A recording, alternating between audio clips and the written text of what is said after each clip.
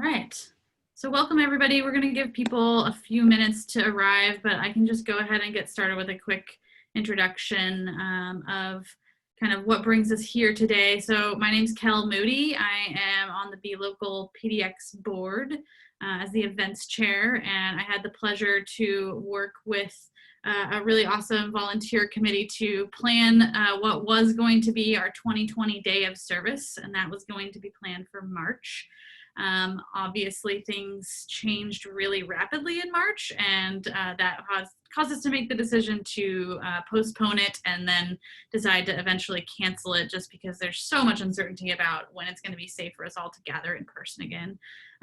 But there was just so much excitement around the event, and we had so many amazing nonprofit partners that were, signed up to participate with us that we didn't want to leave all of that work out to dry and leave all of those folks hanging. And I know there's lots of different needs that have come up during this time. So we thought that it could be beneficial to both our nonprofit partners and to our community of Be Local PDX businesses and students and all the folks involved in our community to kind of hear from some of these nonprofits about what would be helpful right now and what they're experiencing and what kind of things are showing up for them. So we have here today 6 folks. I'm going to go ahead and share my screen so we can show you who's here with us. Okay.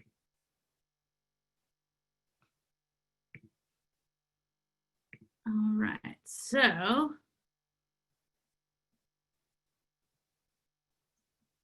we have 6 different nonprofits here today. We have Diane Rios of Portland Backpack, Annalise Davis of Rahab Sisters, Craig Gerard of Stone Soup PDX, Katya Reyna of Depave, Jason Skimpton of Growing Gardens, and Laura Moulton of Street Books. And just so folks know, all of the participants, please feel free to post links to your websites, post anything that you want people to know about into the chat. And for those of us who are listening and participating, feel free to ask questions into the chat. We'll make sure that we have some time at the end to share and do some Q&A. So let's go ahead and kick it off. We're going to start off by just doing quick introductions of what these nonprofit partners are doing, what they're up to, and just kind of letting us know who you are and what your main kind of function is. So let's start with Diane from Portland Backpack. Hi, Diane.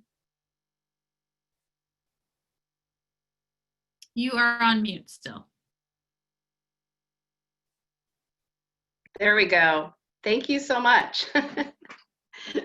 Yeah, so Portland Backpack, we are a food program for kids during the school year on the weekends.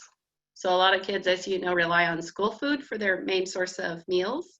And we send home in their hands food for the weekend that they can prepare themselves. It's very important to us to communicate that the community cares for the child. So the food is always first quality name brand items that other people buy for themselves. And then it also includes a little, I have some to show you, a little love note. So there's little care cards that go into the bags that are created by community members. Like this one, it has a little giraffe on it that some child has made. And then it's really a partnership with the schools, because the schools choose the children that need the food and help distribute it. They actually distribute it every week themselves. So we actually are serving 5 schools starting in the fall. Rosa Parks, Rigler, Scott, Woodlawn, and Martin Luther King School are the 5 that we'll be serving starting next fall. We just added Rosa Parks. And it's definitely a collaborative process where we engage a lot of community people too to pack food sacks, buy the food, make the care cards. So there's a lot of hands-on. It's all about the hands, both from the community and for the kids, to put the food directly into their hands so that we know that they have what they need on the weekends. Awesome. That's the intro. Thank you, Diane. Yeah. All right. How about let's hear from Annalise from Rahab Sisters. Hi, I'm excited to be here today. Our mission at Rahab Sisters is creating community through radical hospitality with those marginalized by poverty, houselessness, sex work, violence, and substance use. And I'm going to do a brief description of us in the before times because we'll get to talk a little bit about what we look like now. But for 17 years, we've been a place on Southeast 82nd where anyone who identifies as a woman or gender nonconforming could come on a Friday night and find a safe space. We gathered around a table and had meals served restaurant style. People were able to have their basic hygiene needs met. But the real story of who we are is about community and connection. We believe that community is the foundation of mental health. And we also had a mental health group that met on site on Fridays, very low barrier, and counselors who stayed on site the entire night. So we have always been very much rooted in relationship and connection, knowing our community really deeply. So prior to all of this, you would find between um, 80 and up to 120 folks are gathering on Friday night. Some who've been coming for 10 plus years and some who were new to us every week.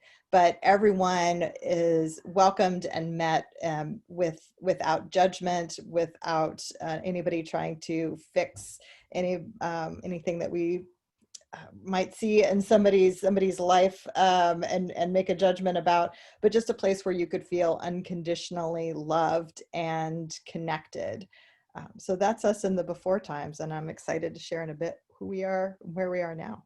Thanks. Yeah, thanks, Annalise. And how about let's hear from Craig of Stone Soup PDX. Hey, Craig. Hey, thanks, Kel. So I'm the executive director of Stone Soup PDX. We are a nonprofit restaurant that is training people who are at risk of homelessness for careers in the food and hospitality industry. So what that normally looks like is a 12-week training course. We take our program participants as referrals from social service agencies around Portland and put them through a life skills and culinary training program, and then link them up with restaurants and other food service providers for jobs at the tail end of it. And yeah, I'm excited to share our pivots as well. Thanks, Craig. All right, Katya Reina from Depave. Hello. Hi there. Depave, we mainly focus on transforming overpaved places into spaces that have a more positive social and environmental impact. So we focused on removing the asphalt and replacing it with green spaces, rain gardens, nature play areas, whatever the site and the community needs.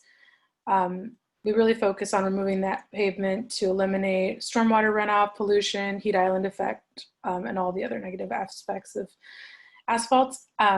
We typically partner with schools and churches and community-based organizations that serve low-income families and people of color. And we also prioritize sites that are in historically redlined and disenfranchised communities in Portland.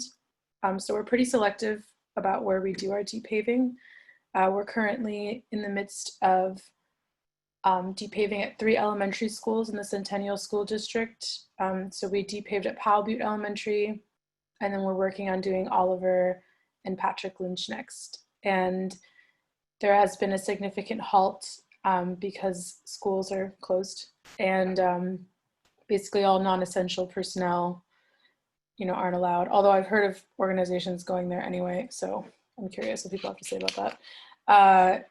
And we've had to shift mainly because we are volunteer run.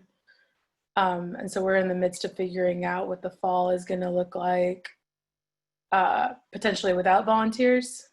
So that's probably what I'll be focusing on. Yeah, we'll definitely want to hear more from you on what's going on with you and your organization, how things have been affected. So yeah, thanks, Katya. Sure. All right, Jason from Growing Gardens. Hey everybody, thanks for having me be here today. Kel, it's great to see you again. Katya, I have to say that that plant behind you is in full glory there. It's really nice, really well done there. So I'm Jason. I'm with Growing Gardens.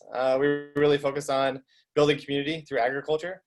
So we do garden-based education and production across the state. So a couple of our programs is our Home Gardens program, where we work with about 300 families each year, getting gardens built in their backyards, and then providing support for them for 3 years. All of this is free of charge, all the programs I'm going to talk about. And it's really, you know, I think Annalise really said it well, like it's really about building community, and how do we build community through food. We also work in 11 schools, 10 elementary schools, 1 high school, doing garden-based education and connecting science and math into garden and garden education. And then we work in 16 correctional facilities across the state of Oregon, doing 9 months of horticulture education and then production as well. So last year we grew about 300,000 pounds of produce that went back into prison meals. So you'll kind of hear across our programs is really how do we provide access to healthy food? How do we provide quality education? But also how do we build community no matter where you live in the state? I'd also say a big focus of ours is really looking at anti-racism work, and anti-racism work, especially in the food system, that is built on racist practices, that is built on exploiting Black and brown bodies. And so how do we then do that within our system of food and food partners moving forward in our work? Katya, it'd be fun to chat later. I know you and I are on this panel, but we also work at Patrick Lynch and Pal Butte, so I think there's some cool crossover there. Awesome. That's awesome to hear. I think it's definitely fun to, like, you know, hear from all of you, and then also like hear like how the things can kind of interconnect. So thanks for bringing that up, Jason. All right, and then let's finally hear from Laura Moulton of Street Books. Hi, Laura. Hey, thank you, Cal, and thanks everybody. It's great to hear what work you're able to do or what you've been doing, and I look forward to hearing what you have pivoted to do. I want to thank you all for hosting this, Cal, and for New Seasons. New Seasons has supported Street Books with book donations. We are headquartered very close to Revolution Hall, and so that's been very cool. And also, just once we were featured as the Bag It Forward nonprofit, and that was epic because it made us a little bit of money every day without us trying very hard. So we really appreciate that. And so Street Books is a bicycle-powered mobile library, and we focus on people living outside that may not access the mainstream library. And we have been going for 10 years. So a very cool thing was this June was our 10th anniversary. And that's why it was particularly crushing not to be able to do what we do best, which is rolling out our bike libraries, setting up around town, and with our patrons regularly, weekly. And so what we do is we provide books and reading glasses for folks who face systemic barriers and may not access the mainstream library. We have a lending library, but we are very open. We invite them to return a book the next week, but do not have fines or fees or anything like that. And let folks know that they can pass the book on to someone else if they don't see us again for some reason. We also, this winter, launched an outpost program that was partnering with different agencies downtown and installing books in their waiting rooms and their areas. And that was Sisters of the Road, Street Roots, places that we've worked with for a long time as a library. And so the essence of a library shift is what is core to our mission, which is meeting people where they are, having friendly conversations, knowing people's names, and collecting a book, going out and getting a request for them for the following week. And so COVID has forced us to pivot, but I will talk a little bit more later about what we are still able to do and what we've been able to focus on. So thanks again for hosting this. Yeah, thanks, Laura. Great. So that's the intro from all the folks joining us today from our various nonprofit partners. And so let's go ahead and dive into some discussion here. I think, so we have a couple questions that are pretty related, and I think it actually might make most sense just based on kind of what we've been hearing thus far to actually combine these. So I'm going to throw y'all for a little bit of a throw you all a little curveball here. But I'm going to combine the first two questions because I think they kind of make sense to go together, which are, how has the pandemic affected your organization and how have you shifted operations? So you can get a little bit more time than we had originally planned that first 2 minutes, but kind of just walk us through like what's going on for you right now in your organizations and how are you responding to that? And, you know, what are the things that you're doing differently? So let's go ahead and start back with Diane from Portland Backpack. Thank you. Yeah, it's fun to talk about all the crazy changes that are happening. So one key thing that I think has helped us is we really stopped and reassessed our mission and just reevaluated what are the core pieces and why is it, and that helped. So we really are, one of our key things is that we're partnering with the schools, that we are doing what they're asking us to and what they tell us that their students need. So as we started into the pandemic, I spent a lot of time talking to each of our principals, talking to the school counselors and our coordinators for our programs. And they definitely did ask us to go ahead and move to grocery gift cards instead of doing food sacks. There are, specifically around Martin Luther King School and Woodlawn School, those students don't live in the area. They are attending in historically African-American schools, but live out of area. So by doing grocery gift cards, the schools were able to actually mail them to their students so that it was going into the hands of the kids who they knew needed it. And they also asked us, I had them decide on what the amount was per gift card. We did $30 gift cards because then they could combine them and give 2 or 3 to one family or 1 to a family, depending upon what the school needed. So we did shift to grocery gift cards at that time. And there's challenges for our mission. So our mission is really to make the child is the hero of the family by either bringing home the food. So a very small thing is that the grocery gift cards went in an envelope addressed to the child with, they're all elementary school kids, so I have Sesame Street stamps on them, and each one still went with the care card in the envelope. We're kind of converting right now. I'm doing Portland Parks and Rec. We're doing one of their sites and handing out food sacks again, at least at that site.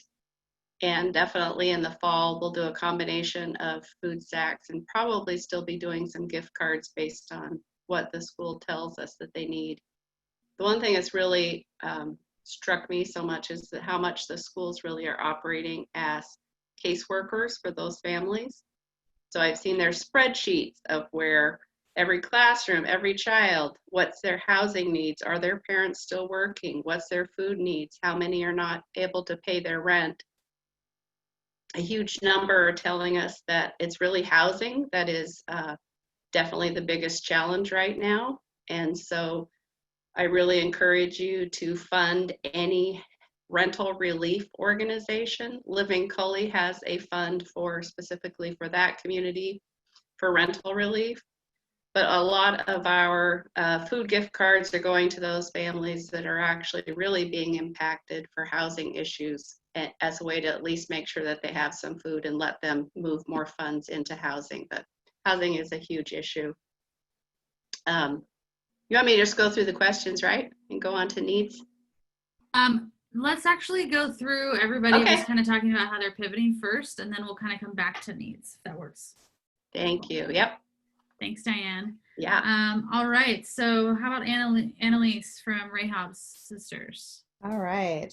I got a little bit sad when I heard Laura talking because we had, right before the pandemic, we had just gotten our first Street Books librarian coming in every week. And it was such a gift to our community and all the hubbub of everything. I was thinking about that the other day and how much I missed that opportunity to continue to grow and connect with people through books in our space.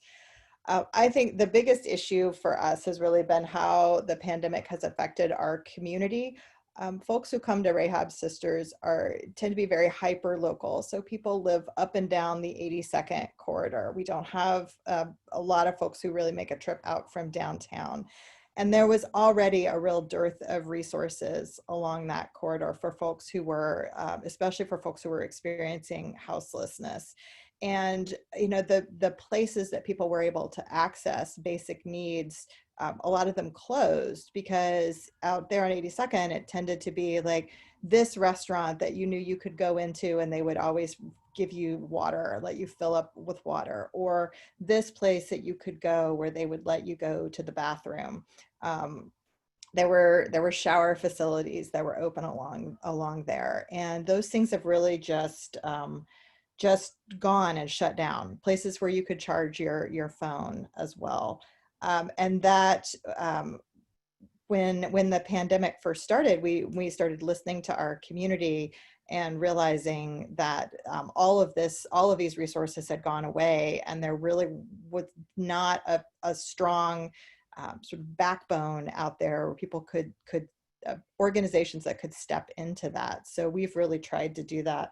I will say, on the bright side, the city is not doing frequent sweeps of people who are living outside, and that has helped keep people from losing as much stuff as we would often see, and have to replace people's things week after week because they just disappeared. And people have been able to build a little bit of more stability and community and being able to stay in one place. So what Rahab's has done is we have very much turned inside out. We have expanded to serve all genders on Friday night. We have not missed a single Friday night since this thing started. So we look very much in a way like your favorite restaurant that you used to get to go into and sit down at, and now you have to go pick up your food to go and stand outside. That was a really difficult transition for us because we've always been very anti-line in our world. But we've tried to find ways to make that celebratory and fun outside with distance and offering masks to everyone. Last Friday was the second week that we reopened our garden area to women and gender nonconforming folks. And one of our folks who came in, who'd been there every single night picking up her food to go, said, "Oh, it feels like family again. It feels like family again." So we're excited to be able to use our outdoor space as long as the weather is nice. We also added an entirely new program. And on Sunday nights now, we do deliveries of food and supplies to camps along the 82nd corridor. So people don't have to get out for supplies. We've built up relationships with folks along there where people can call us and tell us what their community is in need of that week. And if we can get it for them, we will absolutely do that. You know, it's kind of astonishing when you think about it. I mean, we are very, again, hyper local, and we're focused on the 82nd 205 corridor between Halsey and Division. And we did 175 meals just to folks living outside along that little spot last Sunday night. We've also created a community support team. So these are experienced Rahab's community members who sign up to connect with guests or with other community members and do weekly check-ins. Just to combat isolation, you know, for this ranges from folks who are living in low-income housing to folks who are out on the street but who have a phone and just want someone to check in regularly and kind of just talk and chat about what's been going on. It's also a way we can listen for needs and help people connect to resources. Our counseling team as well is doing calls once a week. And they've also, they now do a Friday night Facebook Live check-in for our community. We found out most of our community Facebook Live was the easiest way for folks to access us. It's not the same thing as meeting in a group, but it's able to sustain that connection. And through another amazing opportunity, we were able to get 10 Chromebooks donated and give those out to folks in our community. And so we do have a fledgling online support group that's going as well. So that's us. We have turned inside out. Wow, that's quite a bit of shifting, but that sounds like you're really listening to your community. So Awesome. Okay, Craig, I can't even imagine how you have shifted. Tell us what you're doing as a restaurant. Yeah, so right on March 16th, we had to press pause on our culinary training program. We had to shut down the public-facing restaurant. And basically, we reinvented ourselves in the span of only a couple of days. On the day that we told our participants that we were pausing, at the time we said, oh, we're going to take a 2-week pause, which, has now turned into 3.5 months. Mark Jolin from the Joint Office of Homeless Services walked into our restaurant and said, what is Stone Soup's capability for making meals for new shelters that are being created to increase distancing? And I saw the opportunity there, not just to keep Stone Soup's kitchen busy, but also bring in some of our partner restaurants that have been a hiring partner with us from the beginning. So, and after talking to some of the folks at the county, I realized that they were really looking for someone to coordinate all of the meals to all of the shelters that were being set up to increase distancing. So I was able to reach back to the county and say, okay, this is Stone Soup's capability, but we also want to take on making sure that everybody that's staying in these shelters gets a healthy meal 3 times a day.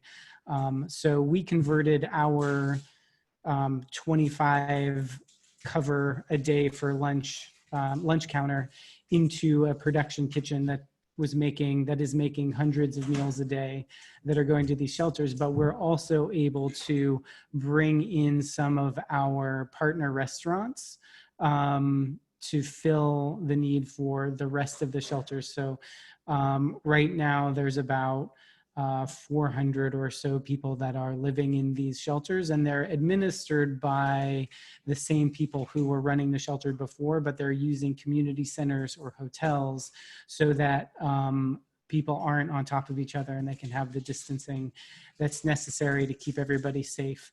So it wasn't just a way to keep our restaurant busy, but also a way to keep our partner restaurants engaged and employees when they would have otherwise been dark.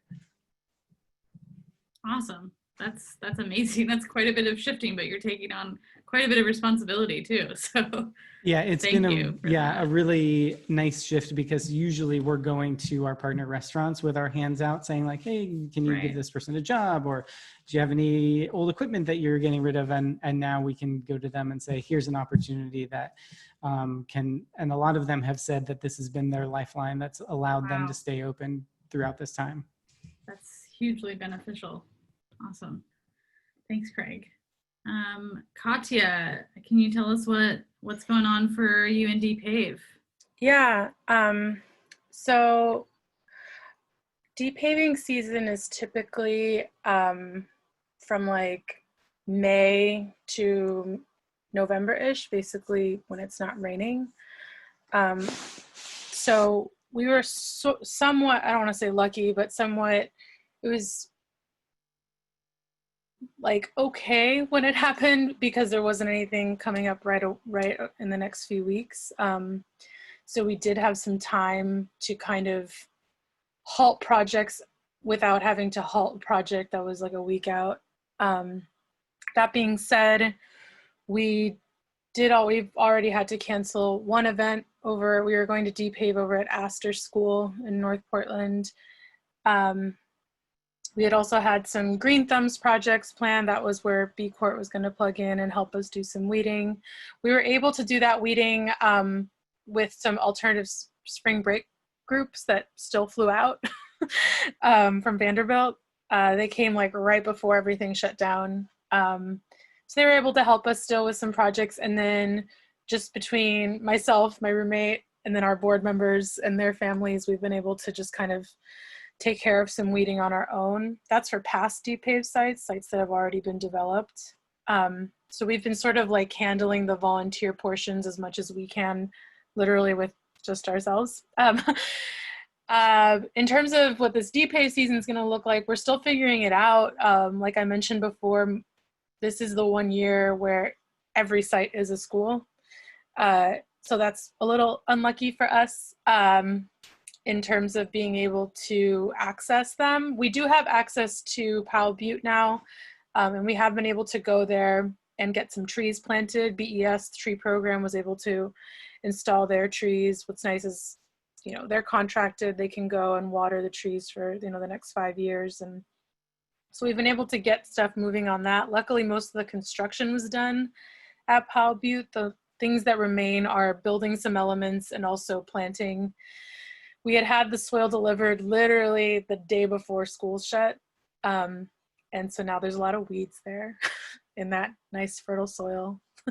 So we've gone back and done weeding ourselves. We're talking with the school about having their maintenance crew help out with weeding, since they're going to be there working throughout the summer. And for the fall, we're,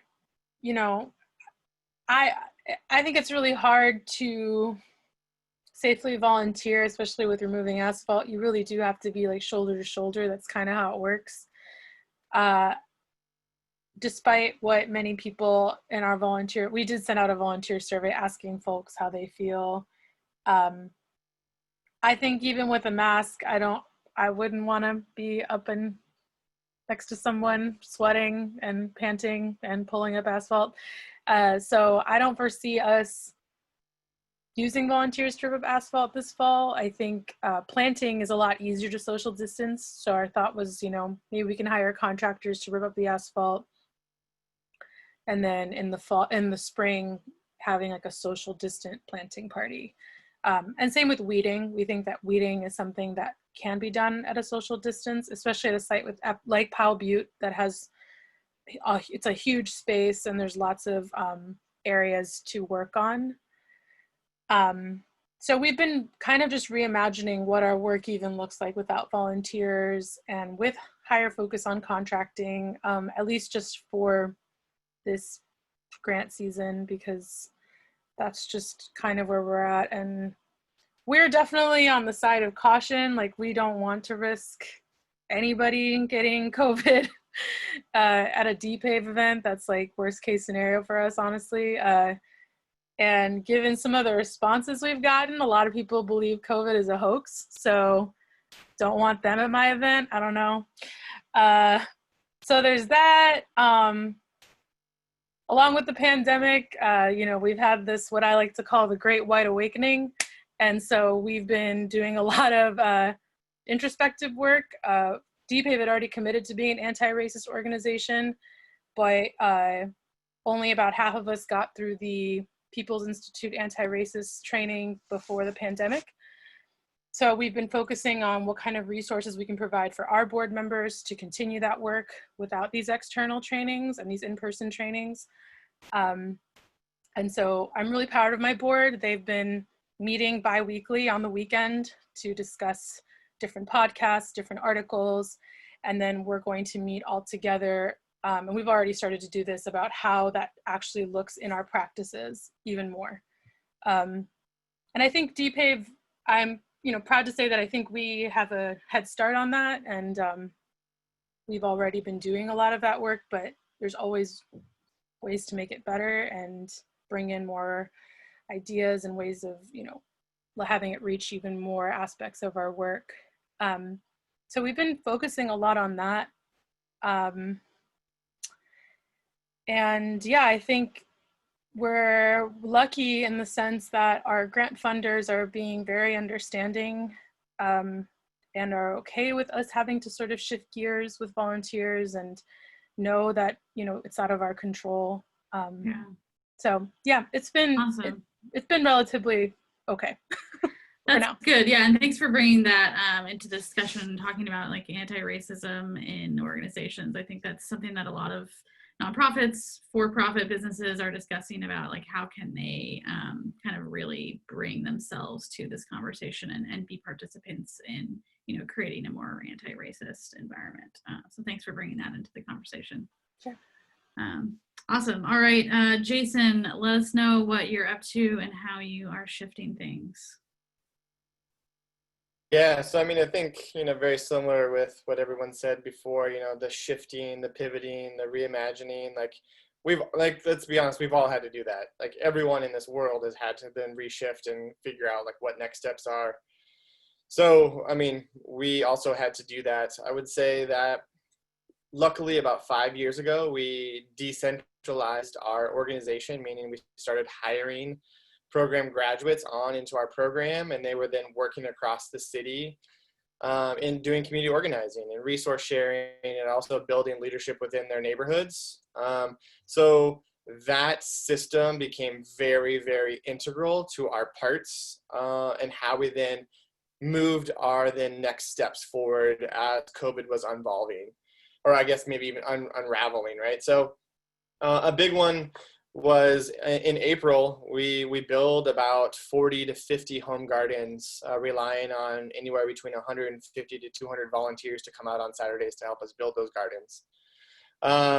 And our team was just like, we can't miss this opportunity. These were 40 families who had signed up last year who are ready to start building and growing family food security right now. And it was springtime.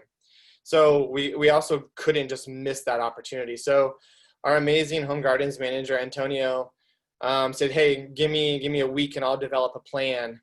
And I'm happy to report that he came up with this micro team plan. So instead of basically relying on 150 volunteers, they were building gardens in teams of 2. So Antonio was the consistent, and then we'd have basically staff members kind of cycle out and help him out. And so we built those 40 gardens in the month of April. Antonio was building gardens every single day with those families. He even did this really cool, because we do garden beds, boxes or ADA accessible beds. He would prefabricate them into 2 pieces at his home and then transport them in our truck. And then basically they were in 2 pieces, so he could set them down, bolt them together in a matter of 10 minutes, where it would have taken hours to then build that all on site. We then had a huge plant distribution day. So we usually get about 25 volunteers who then grow plant starts for our 300 families to then come and get plant starts. We normally do about 4,000 plant starts that get distributed back into the community. It's a big celebration. Folks come and get to shop for the plants that they want. This year we couldn't do that. So how do we then rely on our community organizer model? So they then basically got orders from plants, from gardeners. They got their plant orders, and then we fulfilled those orders. All of the plants came to our office, and then we then got those out to all the community organizers across the city. And I'm happy to report on this too. So normally we do 4,000. This year we did 7,000. We almost did double the amount of plants that went out to families, because we were getting tons of people who were like, we have more plant starts, or hey, we couldn't have our plant sale, but do you want them? And so we were just then getting out plant starts to all of our partner agencies, but also to all of our home gardeners. And then we launched a brand new program called Virtual Gardening Consultation. So we were really seeing this uptick of people of like, hey, how do I grow my own food? How do I convert my backyard? How do I get closer or more intimate with my food system? Because, at that point, grocery stores were trying to figure out what to do. I will say, I know New Seasons is a part of this as well, but what they've done has been tremendous, and how they've been able to support community and get folks in a safe manner. Hats off to them, and what they've done has been tremendous. But folks were getting concerned. Where's my next food coming from? What am I going to do with this? Where am I going to then get food that's I know and how it's produced? And so this was kind of like our first time where we opened up our doors to the general public. Usually we only work with folks who, are considered low income. And so we then started then having these big, phone calls and, webinars and things for people who wanted to then get their own information around gardening. And so we launched a virtual gardening consultation. So anybody, doesn't matter, could then get a 30-minute consultation with us for a donation. We had a suggested donation price, but anybody could participate in that program. Our youth grow, we work in 11 schools. They were all closed. You all know that and probably felt that pretty heavy. And so we had to then pivot and think about how to then engage students, really how to continue their education while they were out of school. So we launched a kids educational garden kit. So these are kits, pots, soil, seeds, sprout journal, even this really cool paper ruler. And it was really kids to then get planting, growing, and watching these seeds then germinate and then grow, and then journal about that. We've been able to give out over 700 of these kits, mainly through school meal distribution sites. We're planning phase 2 of that for another 700 kits to go out that are going to be then tied to live webinars that then kids can then sign on to as well, and then follow that process with their garden educator.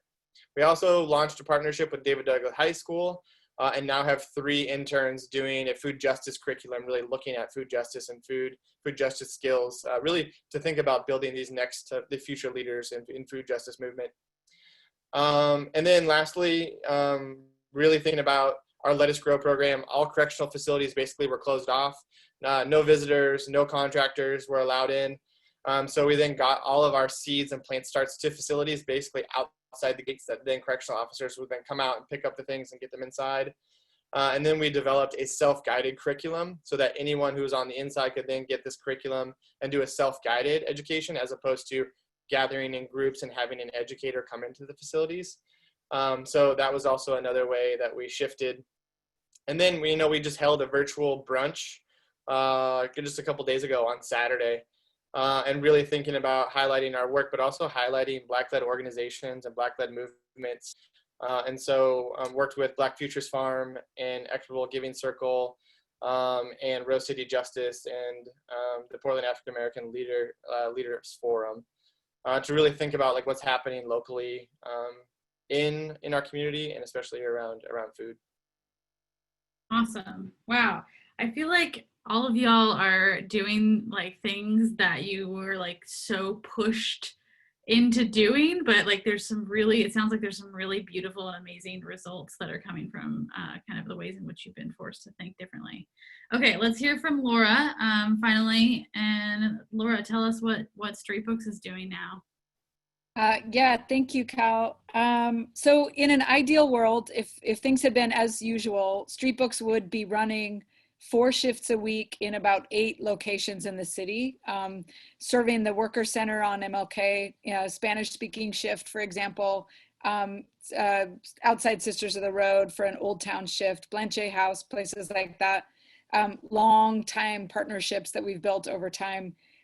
In the absence of being able to roll out our bike libraries, because we don't want to create a place where people gather together in a group, we have dispatched librarians around the city who are solo or in pairs, just to check in with people in a one-to-one kind of at a safe distance capacity, and ask what book they can bring them the following week. And so in this way, I have to say it's exhausting. It's exhausting wearing a mask and making an approach to somebody that you want to check on that you don't know yet. It's great to connect with patrons who know exactly who we are and have been checking out books for years. And so, our ability to reach as many places and as many people is just not like it was last summer. But we have, part of our pivot has been to focus on what we are still able to do. And so to that end, we are distributing books, we're distributing reading glasses. I have been doing a lot of hand sanitizer in, small spray bottles to people, and masks, because people are very willing to wear them when they have access to them. But a lot of the time, folks have not, gotten those. So we're also going into already existing systems like the CEIC in Inner Southeast has Northwest Enforcement has been taking books out with them. Like we're sort of just trying to flood the market with books. And the city sanctioned encampments, 2 east side, 1 downtown. We've connected with them and begun to deliver books.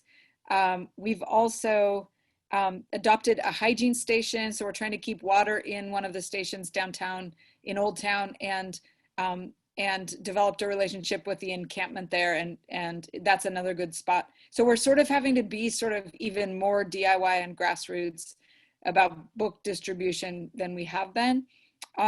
We also, as a board and as a staff, were doing racial justice work within our organization And we have continued doing that now. We have been able to focus on the Black Resilience Fund and supporting them with some funds that we would have used on librarians that we can't have out there right now.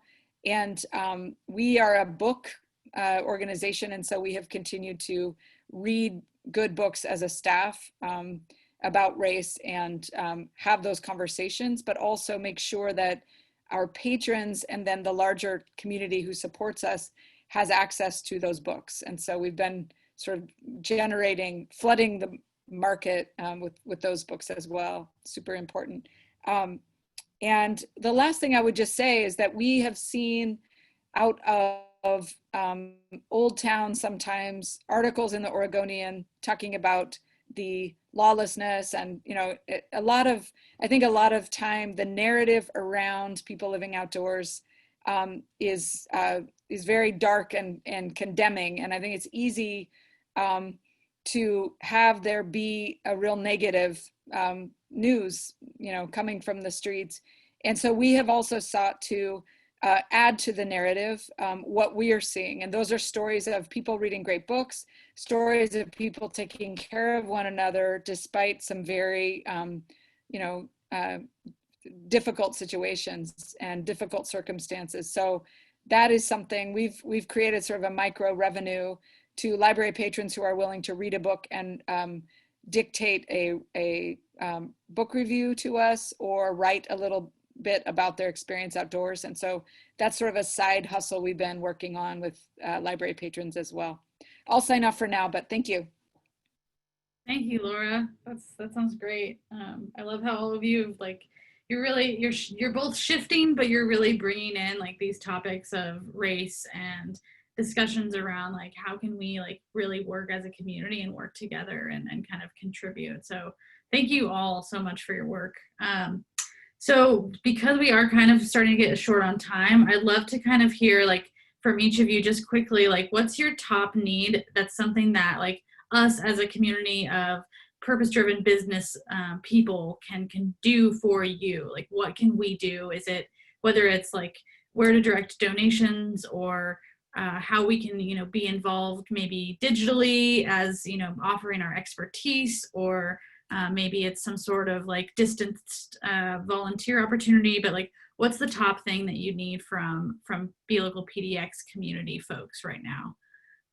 Let's start with Diane. Thanks. Yeah. So I have two quick things. First, obviously funding.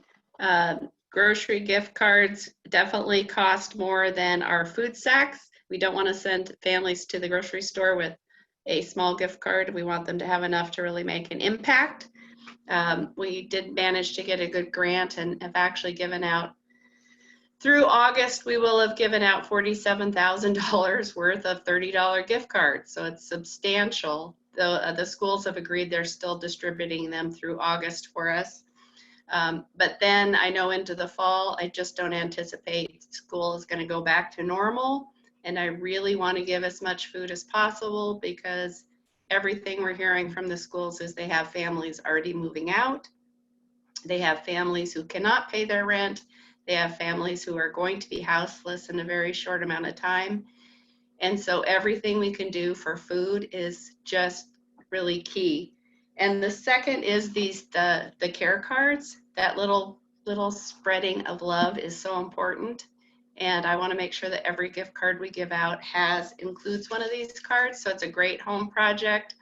I have a drop box on Fremont, and I'll post that information in the chat about where you can drop them off. You can also mail them to me, but I need like 300 every month. So make the little love notes. It's a good little house project for when you're at home, and continue to fund rental relief.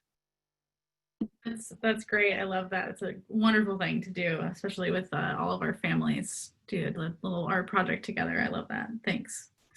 Okay, Annalise, what can we do for you?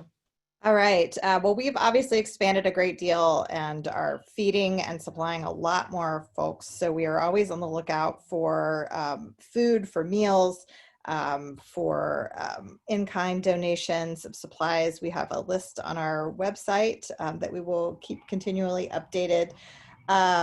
And we have both on-site and off-site volunteer opportunities that you can sign up and find out about as well.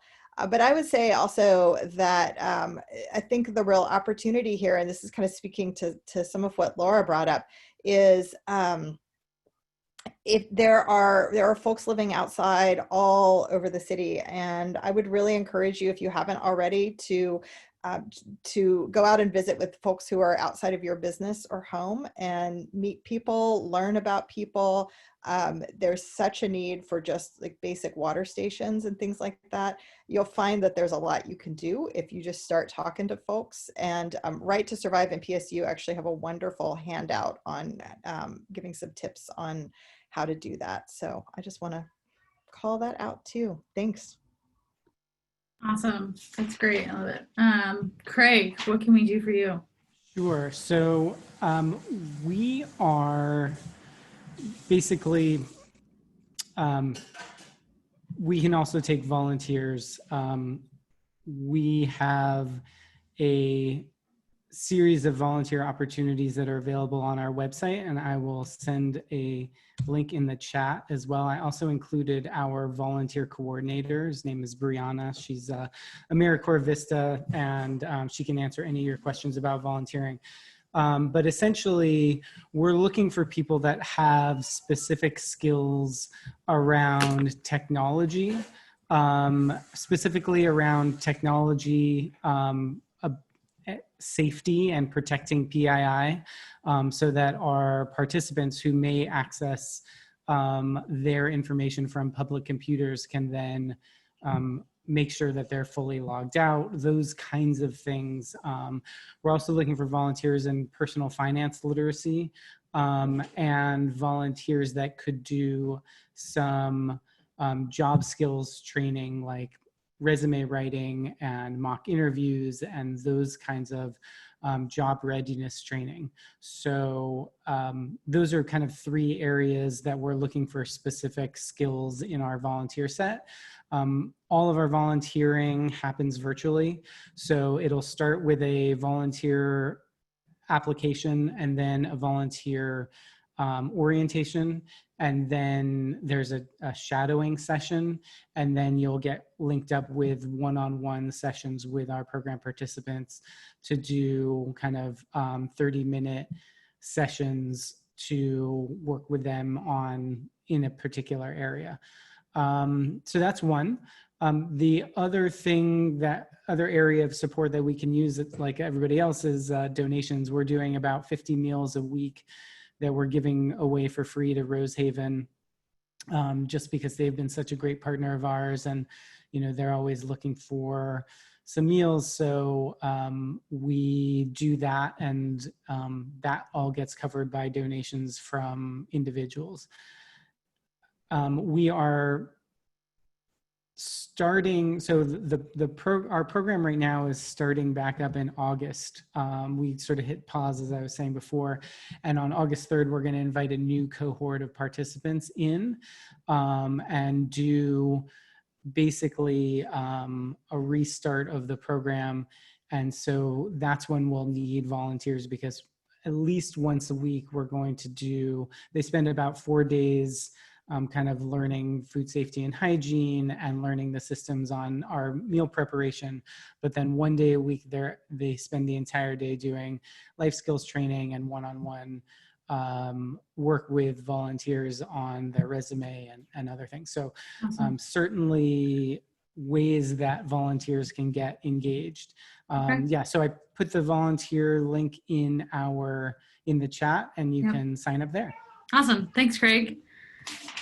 Okay, Katya, what can we do for Depave? I think, I'm not sure what y'all provide specifically apart from volunteers, but I know that we are still trying to wrap up the building of certain elements at Powell Butte, and we had reached out to like Portland Youth Builders and RNH Construction and some other folks that do that type of volunteer, but there's a few elements that we still need to build, like benches, and we need to build a little footbridge. So if there's anyone with skill sets that can help do that, I'm not sure if Portland Youth Builders is starting up again. I haven't heard from them yet. So there's that. Although we are holding off on volunteers, I think that if there were folks that felt comfortable, you know, being in a group and doing some planting or weeding, we can always use that. We always have weeding to do. So if there's folks that would want to help with that. And how would they get in touch with you to do that? Can we just go to email. your website, email? Yeah. Would you mind putting your email in the chat? Sure. Awesome. And then I forgot what I was going to say. Feel free to put anything else you think of in the chat. If Yeah, I just if you wasn't want, done with yeah. my thoughts, so Oh, okay. I'm sorry. it's all good. Yeah. I think you're saying about weeding and planting is always something that that you can use help with. Yeah. If people feel comfortable. There was one more thing, but it's cool. I'll just. Okay, put it in the chat. I'm sorry I interrupted you. Okay, Jason, what can we do for you? Yeah, so I have a little bit of a list, but I'll get through it real quick here. You know, obviously donating financially is huge for us because any of the individual donors, we can then shift to the next steps of how we're then addressing COVID-19, and also as this, you know, continues, right? This isn't going to be over in a month or maybe even a year. So the long-term game to this. So I'd say for us, like these are like a lot of these virtual helps. So I think for us would be boosting our post. So following us on social media, also sharing any info that you learn about us, and also signing up for our monthly newsletter. We get a lot of information into those newsletters.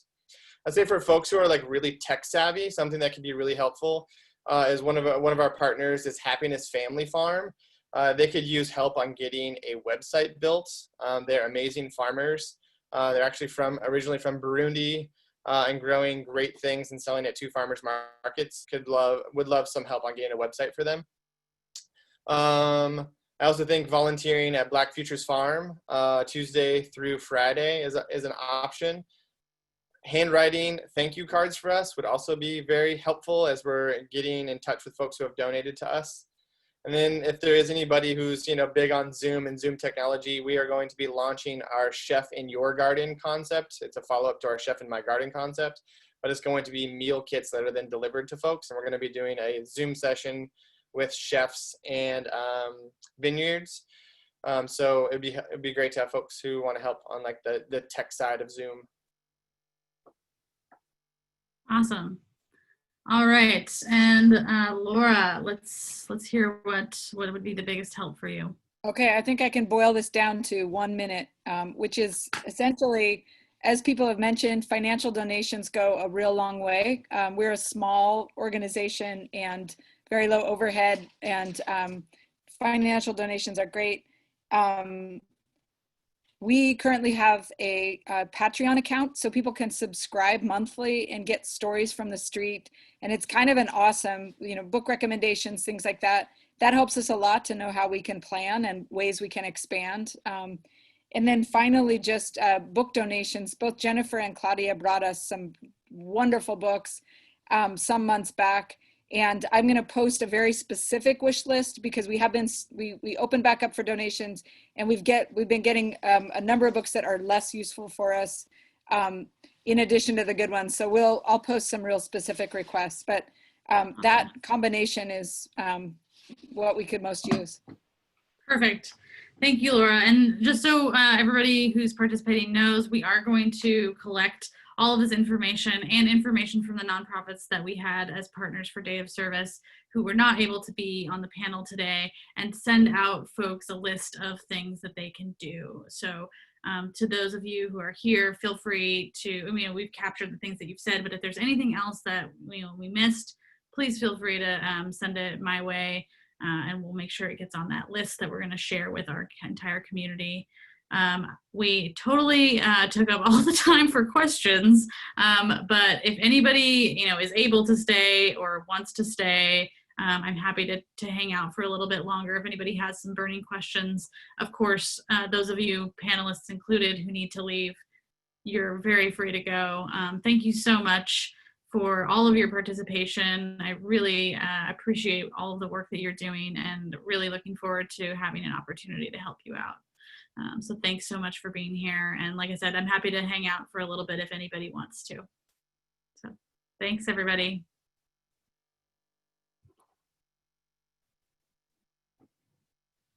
So if anybody who's able to stay here has questions, feel free to either enter them into the chat or just go ahead and speak up.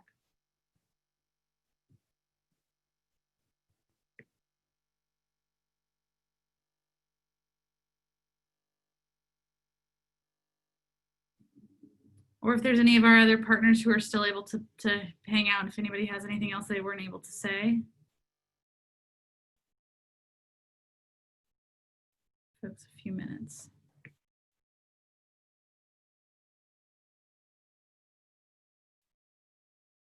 Thanks for hosting, Cal. Appreciate it. Yeah. Maybe we just answered everybody's questions in all of your amazing Yeah, we didn't words. really get any throughout the Yeah. webinar, so. Yeah. We Okay. all just did an amazing job. Yeah.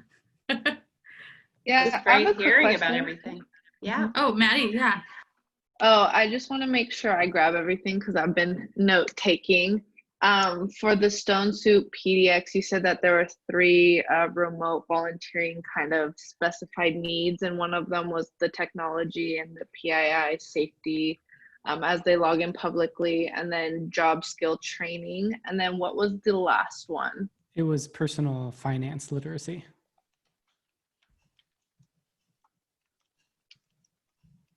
Okay, perfect. Thank you. Awesome. Well, it looks like there's not too many folks left, so I can go ahead and stop recording.